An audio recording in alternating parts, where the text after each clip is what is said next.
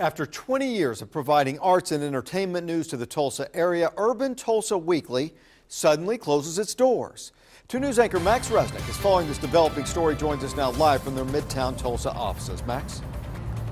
Russ, this letter sent by the director of operations for the newspaper thanks employees for their service here at the Urban Tulsa Weekly. Now, this announcement is coming to a shock, according to the folks that I spoke with who work with the Urban Tulsa Weekly, including the paper's longtime music editor and writer. Thank you, gentlemen.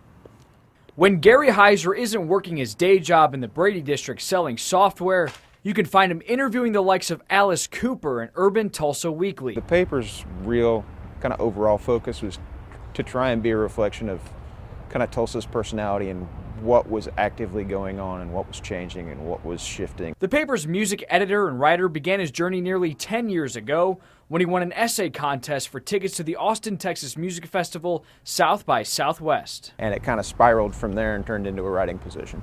A position right now that is up in the air. Apparently they had a sales meeting this morning at 8:30, or a staff meeting at 8:30 this morning, and told them that doors were closing.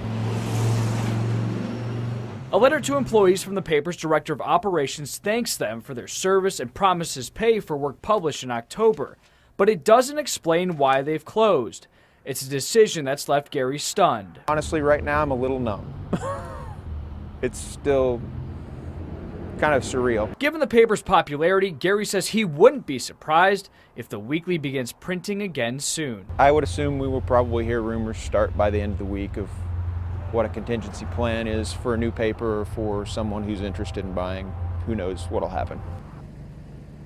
Now, I've reached out to multiple members of Urban Tulsa Weekly to find out why the paper's closed. We haven't gotten those calls returned, but we did find this court case at OSCM that explains that the paper actually owes $95,000 to community publishers for printing work that they performed. It's a judgment that came down in September.